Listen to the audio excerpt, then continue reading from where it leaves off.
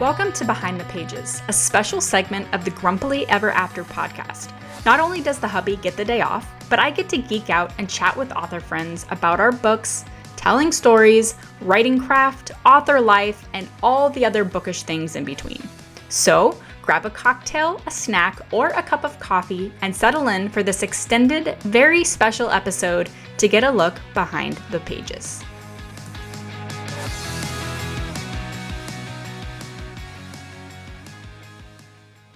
Greetings, listeners. I'm your host, Lindsay Pogue, and in this episode, I'm chatting with bestselling romantic fantasy and dystopian author Rebecca Hefner.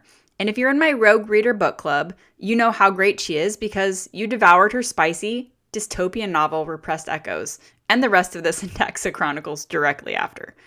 Today, we're talking about the evolution of our writing, Rebecca's many pen names, our favorite characters, and some of the most interesting and strangest things we've had to research for our books. So, let's take a sneak peek behind the pages, shall we? Okay, so greetings and welcome to this episode of Behind the Pages. I'm your host, Lindsay Pogue, and today I get to chat with my author friend, Rebecca Hefner. So, Rebecca, thank you for joining me. Thanks for having me. Hello. I'm excited. Yeah, you've been a guest for some of my book club peeps. I know we chatted with you about that, and my readers absolutely love your book, and Hey.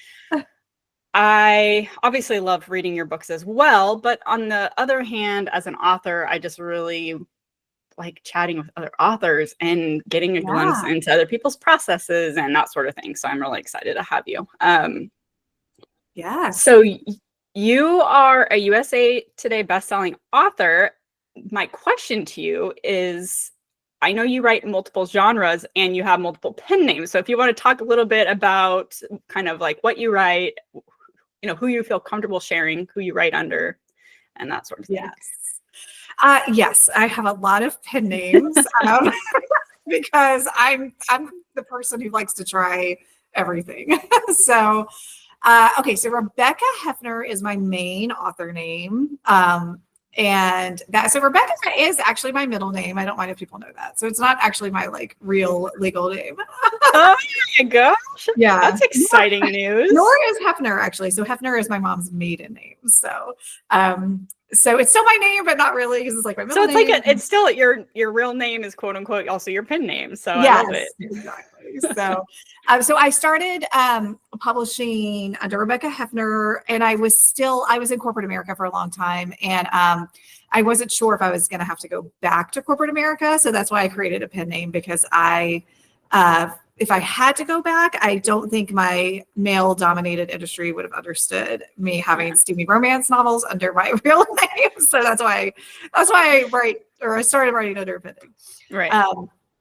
So under Rebecca Hefner, I write steamy romantasy and steamy dystopian romance. So like you write dystopian, and I love that because I love finding other dystopian authors. I know there's not enough of us for sure. Yeah. And I know people say like, oh, you write dystopian, like, isn't that depressing? And I'm like, no, because I want to write a happy ending in the dystopian world. I don't know. Do you feel that way? Yeah, no, 100%. I mean, and I think that's where the romantic thread comes in, right? Because we all want the happily ever after. So I 100% agree with you. It's funny because before I started publishing when I was younger and I was writing in high school and that sort of thing, I finished a manuscript and it was very new adult before new adult was a thing. And it was contemporary. It wasn't dystopian, but in my head, I was like, I wanted to write like a Nicholas Sparks tearjerker. Aww. I mean, like all the people die in the end, you know, all these things. And I'm like, okay, yeah, I'm totally moved through. I am past that point in my creative journey. I want everybody to have happily ever afters. And so, yeah, I totally agree with you.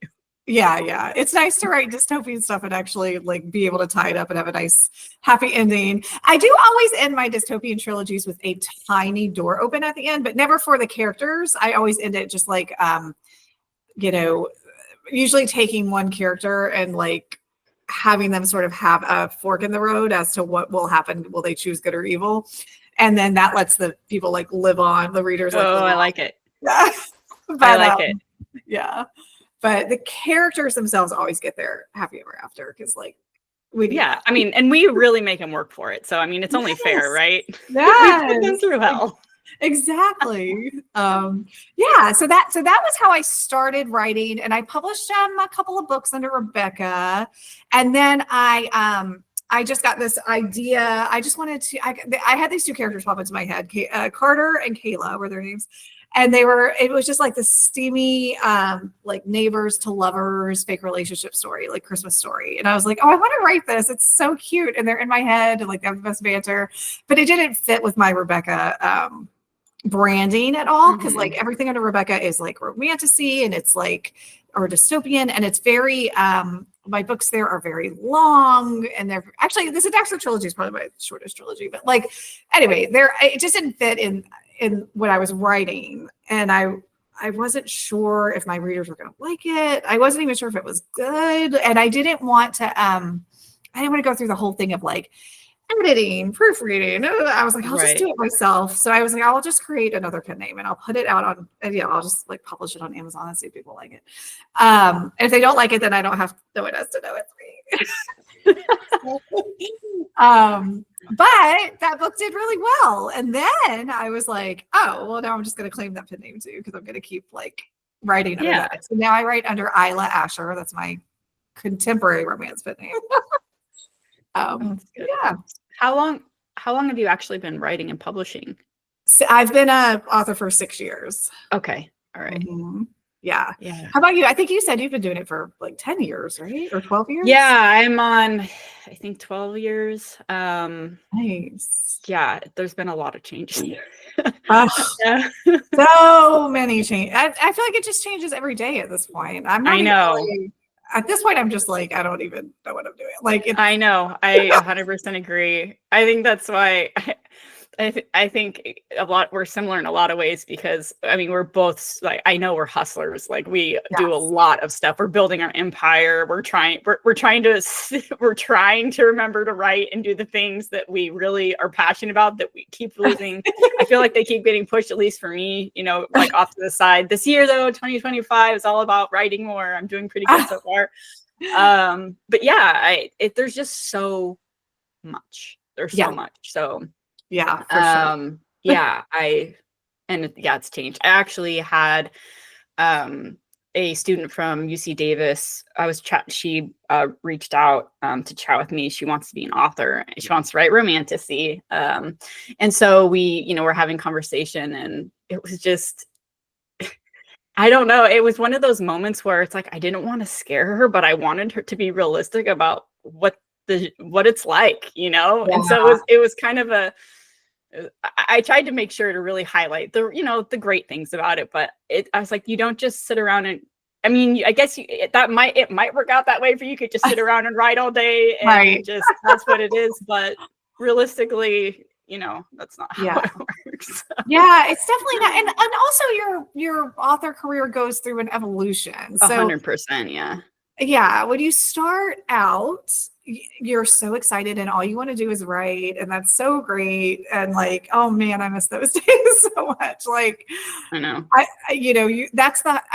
no one ever tells you that's first year is like, well, for me anyway, it was the height of my enjoyment of being an author. And like, I have never enjoyed it as much as I enjoyed it that first year. And I just miss how much I used to enjoy it. Now that doesn't mean that I don't still enjoy writing or whatever, but like, it's my job now. And when you make 100%. You love your job, it's not as fun anymore. No. And I totally agree. And I told her that too. It's funny that you mentioned that because I had told her, enjoy the beginning as much as you can, because enjoy the first book, the first publishing process, like enjoy it, because if your goal is to make it into a business and make money, it's every single time there's more pressure, and like just enjoy the first go. Like really revel in it, enjoy the writing process, take your time, learn what you want to learn, because it really, it's a snowball effect of just more and more and more. So it absolutely is. And and I think it's such good advice that you gave her, but you don't know what you don't know. So I know. It's great advice, but I think, the other thing that I used to think, because I was just So like, oh my God, this is great. I'm finally an author. I used to think, oh, I'll never get burnt out. I'll never have times where I have writer's block. Like I have so many stories in my head. Even when you have stories in your head, you still get burnt out. You still don't want to write, or you still like are blocked. And like, I don't know, there are just so many things that like you don't think are ever going to happen to you. And then they happen. Yeah. Well, because it's still a process to write. Like if you could just think it and it was on a page, it'd be a lot easier, right? Like you still have to formulate the thoughts into something semi-cohesive so you can get it down. Even if you are just doing bullet points, like it's still the effort of processing so much information. And then you have all that stuff. You have what you're trying to get down on the page and all the stuff floating around that you know is coming that you don't want to forget. Like it's very overwhelming. So yes, I agree. Like it's not always just, let's just sit down and just see where the words take us today, you know? Right. Yeah, definitely. And so one thing that works for me that I do now that I didn't really do, but maybe I did before, but not as much. But now I binge write, and I get a lot of joy out of that. So I'm not a writer who writes every day. What I do is I do all of my other stuff that I need to do and get it done. Like I compartmentalize and get all of that done because I run some other businesses, like author promo businesses and stuff. So I'll get like all of that done to where I can then have like 3 days to just only write and immerse myself in the story. And that's how I get the most joy out of writing now, is when I can actually spend like hours and hours over several days really getting into the story. And that's how I'm able to connect with my characters and like find the joy in it again. So I think that works for me now. I think everyone has to find what works for them. Some authors really like writing every day and that works for them. It just depends on like what works for you. But anyway, that's something newer that I do in my career now that I used to not do as much. And it's really actually helped me to, start writing more again. Yeah. And I think what you were saying before is like the whole process of writing your business, everything, it's all an evolution. And I think that, we go through phases of what seems to work best. So I agree. I mean, I've gone through a lot of different routines. I've gone from trying to write every day to the binge writing, I think is really helpful. Like I used to do a week on, a week off, a week on, a week off. Now I'm trying to do like a 4-hour chunk in the morning. Realistically, like if I have a ton of projects, I won't, but I'm really trying to give myself chunks of time in the morning. And and then like I break it up with lunch and a afternoon walk, and then I come in and I don't write in my office. I write somewhere else in my house or whatever. And then I come in my office, and that's when I sit down and I do all of the things for the rest of the afternoon. And that seems to be doing okay for me so far. Nice. But like, again, who knows, 6 months from now. It's going to change anyways. So. Just riding what feels good right now. And the other thing too, because I know that, you're talking about writing different genres, and I have such a I'm such a control freak that there's these projects that I know that I need to write for my Lindsay stuff, but I'm not finding as much joy in them. And so I'm allowing myself to write under my pen name. So doing like I'm working on like Vampire Vikings right now. And it's so fun. Like I've never written that kind of thing before, but I can do that. And that's what's giving me joy. So I'm allowing myself to just run with it. And I know those other things are lingering, but I'm just like, I just don't have the bandwidth for them right now. So you have to focus on.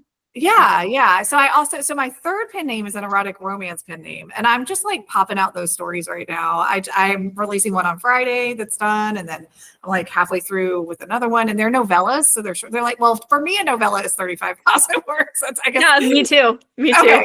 Yeah, because you and I write long books. My friend Christine Gorey, she's like 35,000 words is a full book for me, and she's like, a novella is 10K, and I'm like, oh no, that's not poetry. For most people, but but for me, like 35K words is short. Like I can pop that out in like a week, especially under this. So because just this name, I just don't care about. No one knows it's me. I mean, I care, but like, it's just like smutty stories. So I'm trying to pop out a couple of those and like get enough. I have a book bundle for them right now, but like it includes books from other series. So I'm trying to like write 9 books in the series. So I'm releasing book number 5 on Friday, and then book number 6 is almost done. So I'm going to try and pop out where I have 9 Nice. books in the series, so I can bundle that up and sell that on my store for that name. But anyway, just the point is that it's just, they're easy to write, and I'm not, like I need to write book 9 in my romantasy series so bad. And the second that I write that book, it will create a lot of revenue for me, because number one, I have a huge fan base for that. Number two, I can like bundle it up into, so I have like all these special edition collections, and book 9 will cap off the special edition collection number 4, so then I could sell that with like a special edition cover, and like it would create like instant income if I just would finish this book. But I'm not feeling it right now, so I'm not gonna like, if you're not feeling it, it's hard to write something that's good, And I'm sure you've done that to yourself. I mean, I've done that to myself before, and it just makes it harder. So it's I have to go back. You have to go back. Like I'll just like throw out anything. Like when I go back and read it, and I'm like, oh, this is garbage. I just throw out chapters upon chapters, and I've decided I'm not going to do that anymore. I'm just going to not write the chapters if I'm not like, I don't want a waste of time, right? Because I won't publish anything that I don't think is good, So like, and you have to throw away all that work. No, I totally get it. I struggle with the same thing. The one thing that I do, which has been really helpful, and I didn't do this initially, again, we're talking about how much things have changed, but like back in the day, I always kept stuff. I took so much out, but I never deleted it or threw it away. And I'm so glad, because now I can, even if it's crap, I can, crap to me, not to people who enjoy the story, because they're like, oh my God, like the first deleted scenes or whatever, but I can put it in, make it bonus content and stuff. And so I guess that's one thing about me having a really hard time parting with really battle-born words. I'm like, no, I have to remove it, but I can't delete it. Luckily I've been able to save some of them, but I do the same thing sometimes. So and definitely some stories are just harder to write than others. Whatever the issue, I don't know. But well, I mean, like especially when you're deep in a series, like this will be book 9 in the series, so I'm gonna have to go, even though these are my characters and whatever, like I'm gonna have to go back and reread the whole series, right? And like it's gonna take so much for me to write a good book, which is fine. I'll get there. I mean, I'm obviously gonna write it, but like right now I'm not doing it because I don't want to go back and read the other 8 books of the series and like anyway, it's a lot to. Do you have like a book Bible or like a series Bible that you have all the information in? I do. Mine's handwritten because I'm old, and like I just have like a notebook of like all of my stuff that I make notes for my future self, like, oh, this is where we're going with this or whatever. Nice. So it's good. So it's not even that, it's just that like I write a lot of twists and turns in my series, and I think I need to go back and read it because I leave a lot of subtle hints for my readers I'm not, even though I write them down, I'm not sure. I need to go back and get the nuance of everything so that I can remember what I was doing. My memory is so crap that I always also go back. I also have the book Bible stuff, but I wouldn't say that it's mostly spreadsheets, and I would not say that it's well organized, but I have all the information or research links or whatever. And I have like what the characters look like, all that kind of stuff. Is it most up to date? Probably not. Like I probably changed things at some point, but at least I have the bulk of everything that I can go back and revisit. But regardless, I still go back and I reread because it's also how you immerse yourself back into the world and really feel like you can get the momentum to keep going. At least it feels like.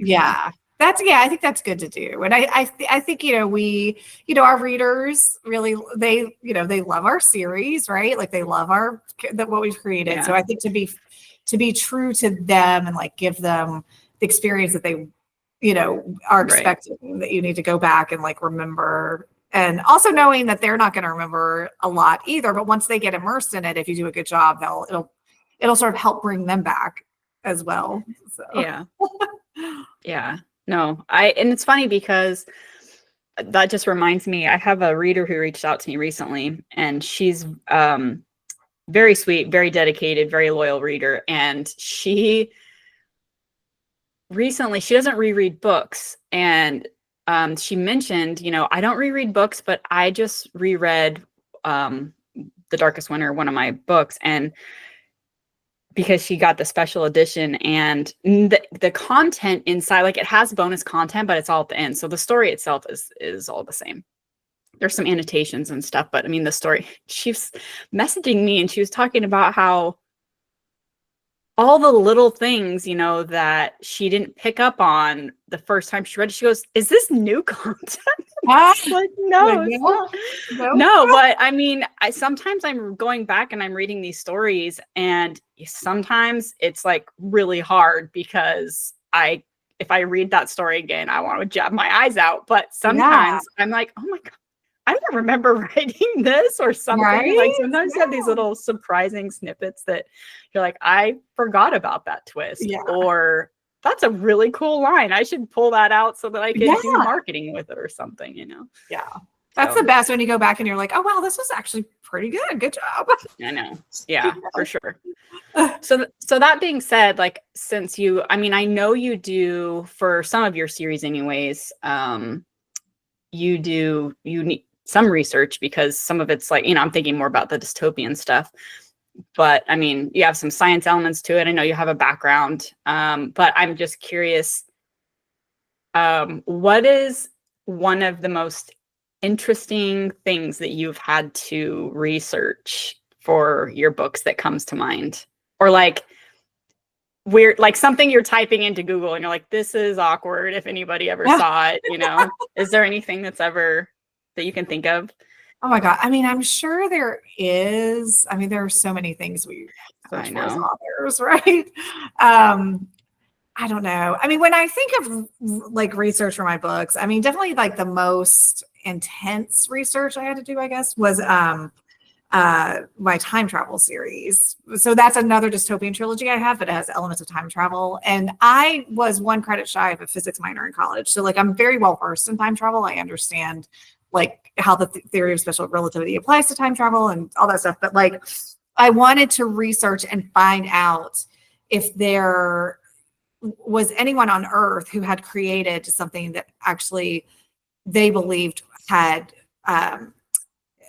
was capable of time travel. And so I found this physicist who actually created a machine that he said like would be capable of time travel. So I just went down this rabbit hole researching him, and like, yeah, it was wow. Cool. So, it was really cool. So and he's a real guy. I'm trying to remember what his name was. Oh my gosh, it's been so long since I've read that book. But anyway, I reference him in the book, and in the beginning I put an author's note. I explained like where my research came from and whatever. Yeah. But he's like a renowned physicist, and he created this time travel machine using lasers, like really high powered lasers to create like a black hole that would then create a singularity that would allow you to travel through time. And so anyway, the contraption that my heroine builds, who's a brilliant scientist in that series, is based upon his renderings and his machines. Anyway, that was like super cool research because I'm a science dork. I was gonna say, yeah, so you got to totally geek out doing all that. Yeah. That's really cool. Yeah, I feel like I've had to look up, especially because I do a lot of survival stuff. The one thing that I wish I could just, well, I don't know if I wish I could remember, but I kind of do, because every time I have to go look up certain parts about decomposing bodies or things like that, I'm like, I don't want, like, I've had to look this up so many times and it's never pleasant. Like, why can't I just remember the something? So, because I always want it to be realistic. Like, I'm not going to like get totally morbid, but I also don't want, like nothing to match up to if somebody was reading it who's in any sort of medical field, they'd be like, that is not at all how it would work or whatever, So yeah, I feel like that's one thing where I feel like I've looked that up numerous times, and every time I'm like, the cops, the feds, somebody's be like, why is she looking it up so many times? Like one time is like curiosity, right? But then like the more you do it, but I think it's funny because you bring up the things like you kind of geek out on, and I really like learning about medicinal stuff. So, how foraging and that sort of thing. So I don't know. I think that's kind of where again, if I was out in the wild, there's probably out of the hundreds of things that I've learned, like 3 things I would remember. But right.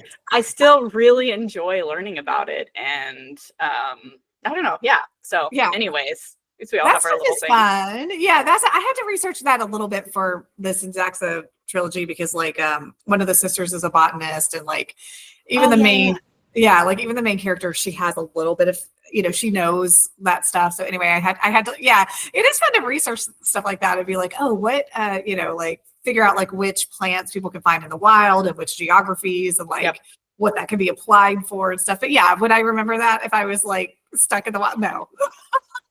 Yeah, no, that's true. I'm sure there's other really weird things that I've had to look up, but me too. I'm sure there are. Like now, I can't remember any, but now like the next weird thing I have to look up, I'm gonna think of you and be like, oh, I've been a good one for the I know, right? Oh my gosh. Okay, so since I know you're doing your binge writing right now. But in your head, especially because I feel like or at least I don't know if this happens to you, but for me, everyone thinks like, oh, you're an author. You just sit around and you just write all day and drink tea. And, like you have this really, which I would absolutely love that to be my everyday. Oh, but sure. That's, cuddle with the kitties in my pajamas by the fire writing and the next breakout novel, but I'm just curious, what does your like perfect writing day look like? My perfect writing day. So my perfect writing day is getting up. I'm a creature of habit, so I like get up and have the same routine every single morning. I get up and I make an egg white omelet with a little bit of sprinkle of cheese, and that sounds delicious. Right, and I have 3 cups of coffee because I need the caffeine. And while I'm doing that, I'm like working and stuff. But like usually in the morning, so you were saying like you come back and then the afternoon you do stuff. So I always do my administrative stuff in the morning. But on Saturdays, I usually, I don't want to say I don't, because that's when I do the prep for the idiotic deals. But it's so second nature to me now. I can literally do it in like 20 minutes. So once I'm done with that, I usually will, if I am writing, I'll spend the rest of the day Saturday writing. That's like my best writing day.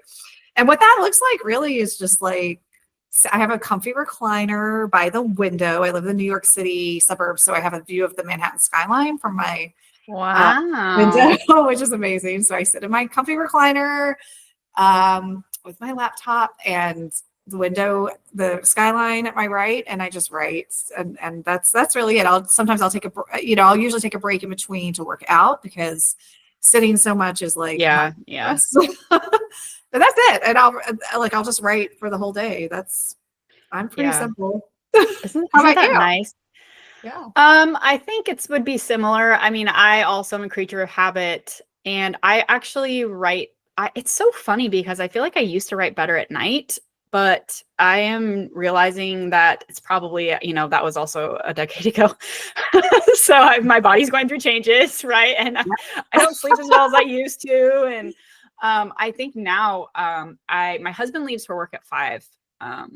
So it's still dark. And honestly, with the world super quiet and dark, I could get up, make my coffee, crank up the heater, make my coffee, and I'll probably stretch and like really wake up. But then I would just sit down somewhere in like my little book nook area and just write for however long. I would feel guilty half the time because I know I should like get up and move around, but I'd be like, no, I'm like really feeling it and keep going.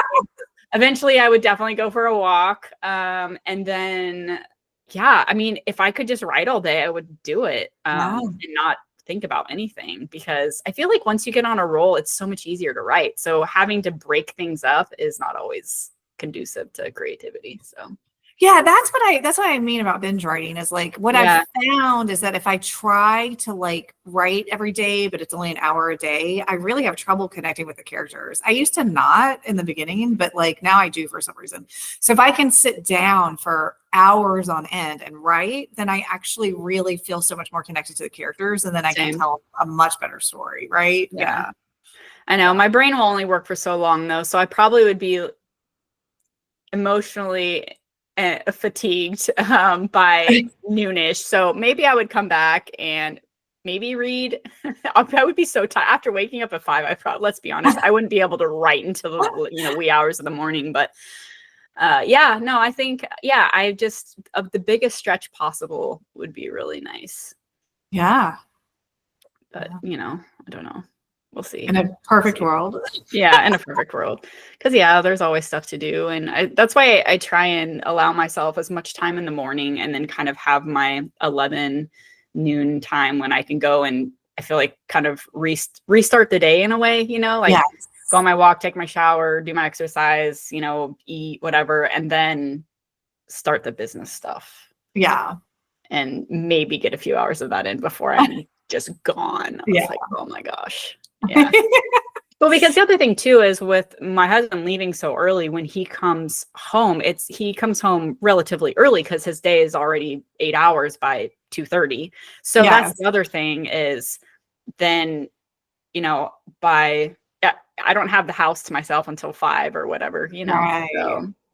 So the dynamic in the house changes after 2:30. Well, sure. Yeah. It's not your space anymore. It's now it's your shared space. I'm sure he walks in and he's like, computer stuff here, blanket over there, stuff it like, yeah. I've actually, it's funny because when I first started working from because I used to work for nonprofit, and when I finally started just working for myself and being home all the time, I had a really hard transition making boundaries for myself and reminding myself that this is work and I need to not get distracted by doing the dishes and the laundry and doing like feeding the fish or like all the things that you do, when you're at home and you have to, that you feel you should be doing, but you should also be working. So I don't know. It took me a really long time to be able to put those boundaries for myself. I'm really good at it now. I'm like, I'll do those dishes when I'm done working. Nice. Yeah. I'll clean up after myself later. So I'm actually really good at that now. So nice. That's anyway, good. Yeah. But I'm the opposite where I would work. I get up very early, and this is not by design. This is just like how my body clock works. So I usually am up by 5 or 6 is like me sleeping in. But like if I'm up by 6, then I'm sleeping in. But that's usually as late as I get up. And I'm the same way. I cannot do anything once it's dark, which is very difficult considering that the sun goes down here at like 4:00 in the winter. But anyway, so but I'm someone who would literally work all day to the point now where I make myself take breaks from working because I am like the opposite of like I won't get anything else done. Like, oh, I'll go to the grocery store next week. I don't need anything. But like, no, I have no food in my house. Like, go to the grocery store. Or like, I had to learn how to make myself not like take a break and like I like to take a lot of walks now, but I can only do that in the summer. Yeah, in the spring and summer. So that's why I have an elliptical in my house now, and I make myself elliptical so that I'm just like taking 30, 45 minutes. Yeah, for sure. Move your body around. Yes. Yeah, I think that's why I'm really trying to focus on prioritizing my writing this year. To remember why I'm doing this to begin with, but I feel like last year, especially the end of last year, I got so inundated with the business side of things that I just felt like everything was urgent and exhausting, and I was like working myself into the ground.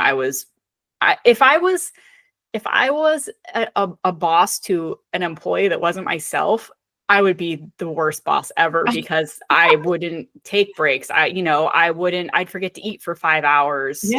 Like after I wake up, like you should at least have something like a banana or anything. Yes.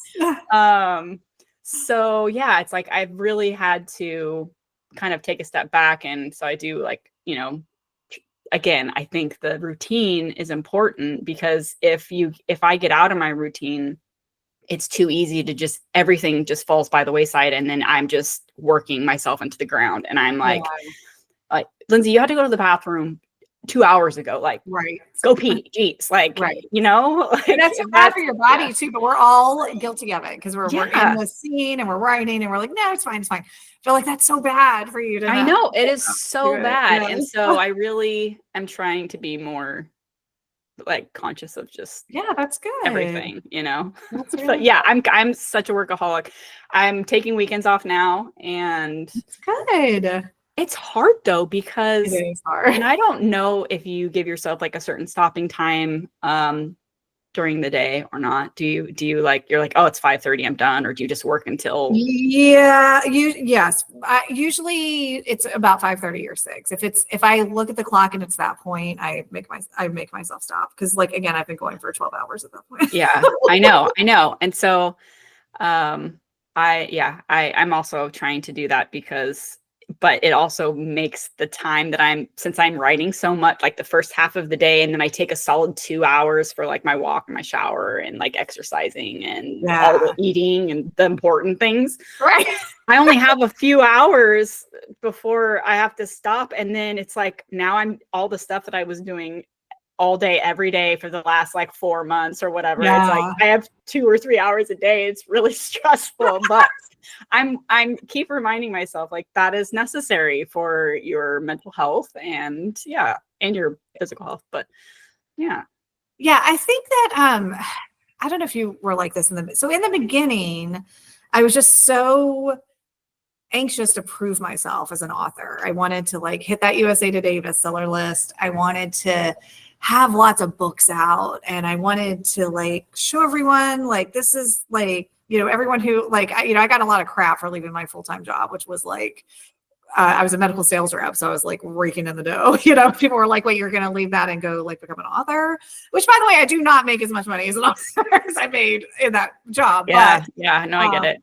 But who cares, because I don't have to work for a bunch of jerks like I had to work for. So anyway, that's a whole other You work for yourself. Yeah. Yes. So it's worth the pay cut I took. But anyway, in the beginning, like that was just so important to me to like prove myself as an author and whatever. But somewhere along the way, I realized that like, there's just a point where you hit this like a point of like, where none of that matters anymore. So like everyone that I tell I'm an author now, and they're like, oh, how many books have you published? And I'm like, oh, I think almost 40. Like I forget, I'm somewhere around 40, counting all my 4,000 pen names.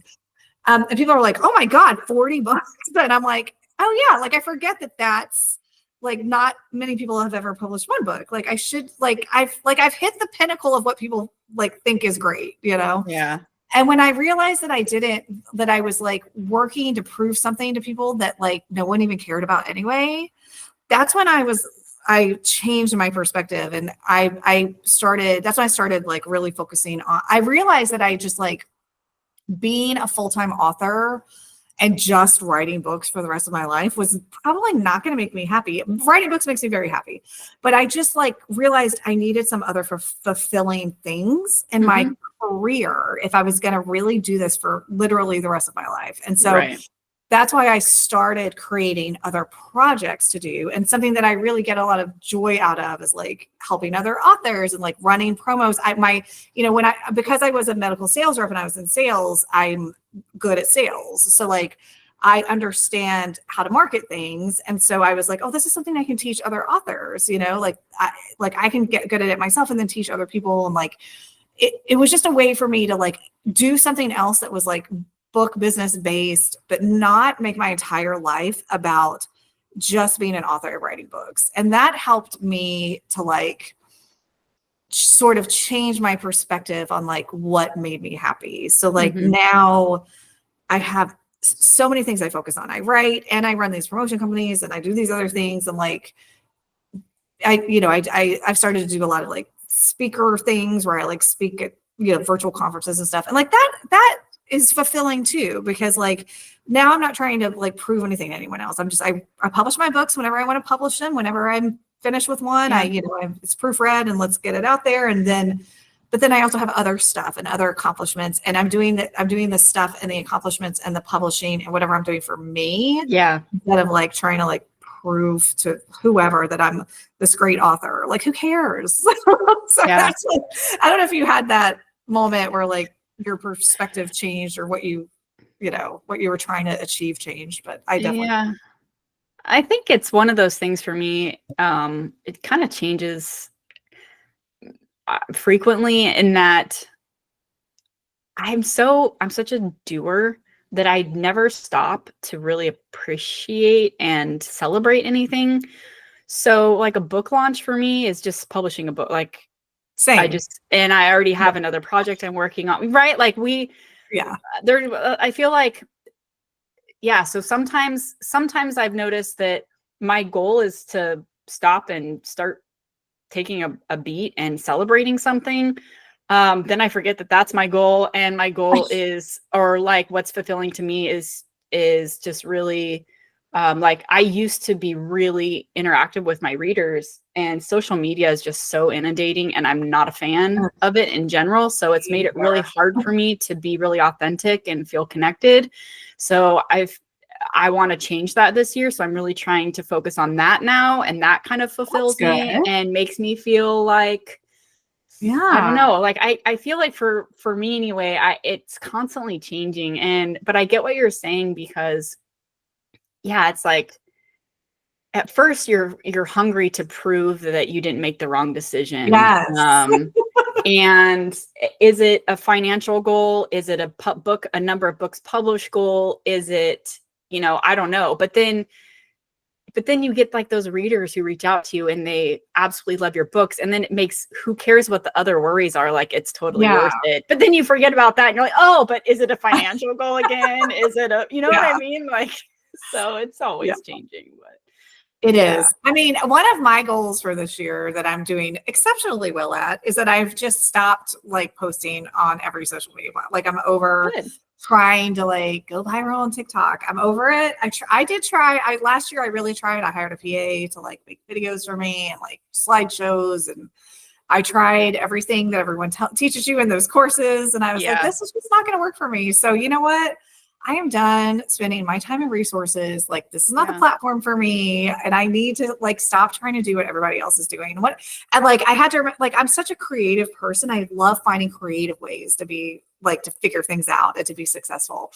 And I was like, why am I trying to be successful the way that everybody else is successful? Like, that's not my strength, is finding creative ways that maybe people haven't thought of yet. Like, why am I not doing that more? So that's what I'm doing this year. So like, I mean, I still post on TikTok, whatever, but like, it's like, if it is what it is when you do it. If I don't. Yeah. Like, I'm not like trying to like, it's just, there's so many like things with social media and like all these, like, I did this and I'm gonna, I whatever, like, not everything works for every author. And I think people just like get sort of the shiny objects. Yeah. It's taken me a solid 10 years to come to terms with the fact that I'm very much that person. And I've been really good last year and this year. I've been pretty good about really trying to stay focused on very specific things. So let's hope I can keep doing it, because otherwise it's beyond stressful, because you are still one person. You still only have so much bandwidth. You still only have so many hours in the day. And the only thing that in the end that you're sacrificing is probably your mental, your mental health. So trying to do all the things. It's very true. Very true. Yeah. Because I think that kind of goes hand in hand with the comparisonitis too, because you're trying to do all these things that everyone else is doing because you're trying to be as successful as them. And so it's almost like a twofer, and not in a good way. Yes, exactly. But anyway, and I don't know, because I get asked this a lot. Speaking of readers, I get asked a lot what my favorite book is that I've written. And it's really hard for me to answer. Are there any of your books that have readers ask you that? Is there any book where you're like, but hands down, this was my favorite to write, and or maybe the hardest to write, but I absolutely love the characters? Or Yeah, I mean, I generally just always say my first book, which is called The End of Hatred. It's book one in my romantic series because that's the book that made me an author. Like that's the first, like I wrote that book for I think 15 years before I published it. So I have Oh, like wow. yeah. So I have like I started writing it in 2000. Let's say I published it in 2018. I started writing it in 2003, I think. So that's 15 years. Yeah. So Oh, wow. I started writing it, and I never with the intention to become a full-time. Like at that point, I was like firmly immersed in corporate America. I never thought I was going to become an author, but I just like love to read, and these two characters were so present in my head. And I was with someone at the time, and he was like, "You talk about these characters all the time. Why don't you just start writing a book?" And I was like, "Oh, okay, like sure, that's a good idea." It's the best thing that ever came out of that relationship. But anyway, so I had some of those. Yeah. yeah. But anyway, so I wrote it, and then I wrote another version. And by the time I finally decided to publish it, I had like 30 versions of the story. Right. It was insane because it was like over a decade. But anyway, I guess that's why so when people ask me that, I say that one's my favorite. I think just because they were my first characters, and it was like the blood, sweat, and tears. Yeah, 100%. Yeah. 100%. That's really interesting. For yours. Like, do you have one or? No. I definitely have specific books that mean the most to me for different reasons, but I think the one that I'm most proud of, I would say, is The Darkest Winter, which is it's the first book in a 7-book series that is a reader favorite for sure, my best-selling series, and it was the hardest book I've ever written because it's, God, I don't even know. It's like 550 pages. It's survival and there's science stuff, which it's so many details. And for my dyslexic brain, it's like it just wants to explode. There's also like indigenous, cultures involved. So I wanted to really look into, because it takes place in Alaska. So I just really wanted to make sure that like I was really figuring out, like I wanted it to feel real. I wanted it to be sensitive. I wanted to like, it was also 5 or 6 years ago. So it was a lot to bite off. I had multiple POVs and the characters were really in depth. So like I had the female main character, she has a sexual abuse background. The main character, the male main character, is an alcoholic. I had orphan kids involved, and which I was really drawing on like foster youth specifically. I used to work with foster youth, and so I was really like, it was just like this.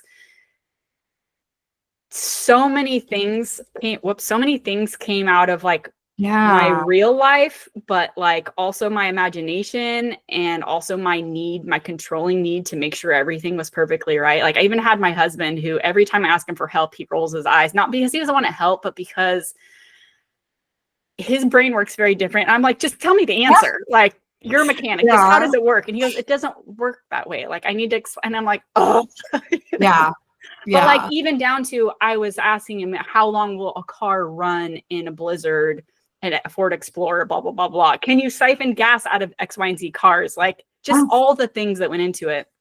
And it was really complex writing. And the character, the main male character, Jackson, has been my favorite character today because I think he's a lot of my readers' favorite, which is also very gratifying because I put my heart and soul into the book, So I would say that that's my favorite book because it was one of the most stressful that I've ever written, and it makes me the most proud. And it's also, I don't know if this ever happened, if you've ever had like a certain book that just caused you so much grief trying to get it published. Like I remember when it published on Amazon somehow. And I don't even know because I don't even know how this was possible because it had like the Kindle file uploaded, but what it's delivered to everybody was a doc, like a Word doc, which I don't even think you can upload. And it had the notes from my editor. Like it was weird stuff happened with that one. I had so many issues with that one. And I'm just like, what the hell Yeah, was that's going on? crazy. So it was just one of those things where pretty much the most stressful everything about that book. But Yeah, and that's it really took me, stressful. I wrote the first half of it completely different than the direction I ended up going. So in the special edition, like I have, I think 7 or 8 chapters that are completely different. The character names are the same, but other than that, everything else is settings different, everything. So yeah, I had to do a lot of research about how to live in the Arctic, and I don't know, it's just Oh, crazy. yeah. But I absolutely, I'm really proud of it. So that's a That's very long-winded great. answer. Sorry. Yeah, no, that's Um, great though. but yeah, Yeah. so but again, like it's hard. I don't ever know, what to tell people. But I know sometimes authors will straight up say, "Oh yeah, hands down, this is the one." So I thought I would ask. Yeah. Yeah. I mean, Uh, like they all have a special, I feel like all of our books that I we know. write, there is something special about each of them that we Yeah. connect with. And but yeah. Did you ever save any of your early drafts? Because Yes. when I was talking to this author, that student the other day, the UC Davis student, I mentioned floppy disks, and I'm pretty sure she didn't know what that was. So did you ever save any of your drafts on a floppy disk? Not on a floppy disk. I mean, I saved them on jump drives, and then now I have them in my Dropbox because I have a Dropbox. But yes, I saved every single one of them. It's so what's so funny about that. So when I first started writing, so this first book I wrote, the main characters are Miranda and Sathan. He's the vampire king, and she's the Slayer princess, and they've been at war for 1,000 years. And I made them interdependent upon each other. So the vampires are dependent. Their only sustenance is Slayer blood. It's not food. They have to and then the Slayers Very are specific. Yes. And then the Slayers are dependent upon the vampires for protection because they're smaller.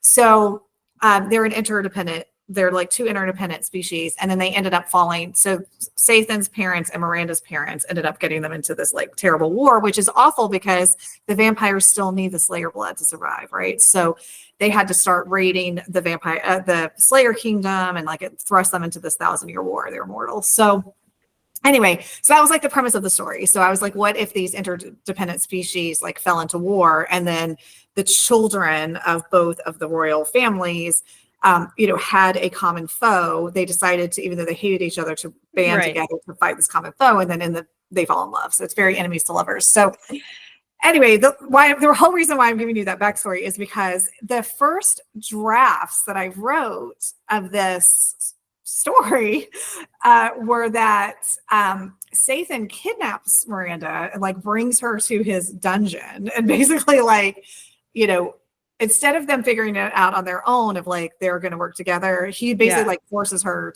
to work with him. Not any essay or anything like that, but like just like he forces her hand to work with him, and then and then I remember like as I like grew up in the world and like started writing more stories and whatever, I remember thinking to myself, like, that's too dark. Like I can't have him kidnap her.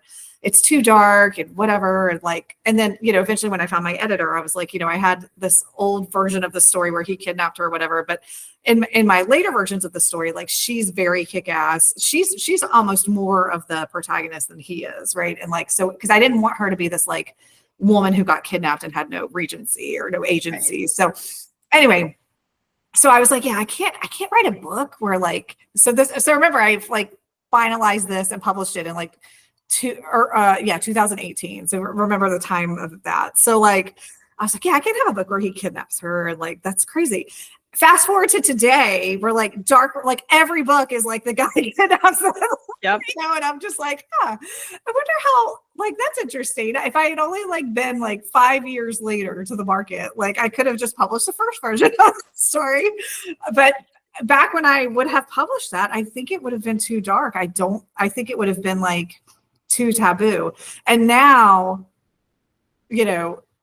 that's what every book, like dark romance is like the biggest genre of any romance genre now, which is crazy. It's tons of kidnapping, I know. So very dark things. Yes. Yeah. So anyway, it's just so funny. So I do have those earlier versions, and maybe one day I'll do something with them, but yeah. You should. I think, it's funny you say that, because I think I mentioned earlier about how I wrote before I started publishing or really writing, like intentionally. I wrote a new adult story, but there was no new adult. And I remember thinking, because I mean, I didn't know what to call it, obviously, but I remember writing it and I was like, I knew what young adult was because that's what I was reading at the time, but it wasn't an adult. It wasn't like, we'll go back to Nicholas Sparks, right? Like it's that very much like that college age. And I was like, I don't even know what kind of book this is. And so, yeah, if I would have actually published it, I mean, yeah. Anyways, it's just really, really interesting how we go through these trends. Yes. Of everything. It is really interesting. It's insane. Yeah. That's why, I mean, I think authors, I think a lot of times it's just hard for authors to keep up with the trend. It's hard for me. Mm-hmm. And I'm actually I am starting a fourth pen name because I'm a crazy person, but because I do want to explore like some of these different themes that I might not write under Rebecca or Isla or my erotic romance name. Yeah. And I'm still going to write under all those other pen names, but like now that the market has changed, I have some stories that are like just different that I think might fit into the current, right. Like whatever atmosphere or whatever that I want to try out, and anytime I want to try something new out, obviously we know I create a new pen name. So that's what I'm going to do. But like, I don't know. I mean, yeah, it is really interesting to see how things change, and the story that you write today might not even be in a relevant genre for 5 years down the road. It's crazy. When I first published the first series that I published, it was a post-apocalyptic romance, and that was 12 years ago. And that wasn't a thing really because post-apocalyptic books were written by primarily by men. Yeah. So we've come a long way, right? Yes. So it's really exciting. Yeah. Well, I have officially taken up about an hour of your time. So do you want to just, I guess, where can readers and listeners find more about you? And I know you said you do a lot of speaking and that sort of thing. And you've been going to fun book events. I'm very jealous. Where let us know if there's any place where readers can find you. Yeah, well, so so RebeccaHefner.com and RebeccaHefnerBooks.com. Those are the two best places to find me. And then, last year I actually took time off from book signings, except for local ones. I still did some local ones, but this year I am doing a couple. I'm doing Smut Lovers in Florida, and I'm doing simple signings in Virginia, and something else I can't remember. I'm doing one in Asheville called Chaos in the Carolinas because I'm from Asheville and my mom still lives there. So that's in September. So I was like, this will be great because I can like visit my mom and make it a business expense. So that's the entire reason I booked that signing. Awesome. So smart. But anyway, I think RebeccaHefner.com and RebeccaHefner.books, and I'm on all the social media platforms, and maybe you'll see me post there and maybe you won't. All right. No, I love it. So I'll go ahead and put those in the show notes too. Thank you so much for coming on and chatting with me. Thanks for having me. I know you get to go on a lot of podcasts, but I didn't want to. I don't care about all the book stuff. Like I want to know about the writer stuff and the writing stuff and the life stuff. And this is fun because when I'm doing stuff like this, I'm usually talking about like selling audiobooks and stuff. Yeah, so marketing. It's boring. So like this is much more fun. Yeah. So anyways, thank you very much. And for our listeners out there, I will chat with you next time. Well, that's a wrap on this episode of Grumpily Ever After. Whether you're here for the book talk or the banter, we appreciate you. If you enjoyed our brand of chaos, don't forget to subscribe and join us next time for more book chats and married mayhem. Stay grumpy, stay bookish, and we'll catch you next time.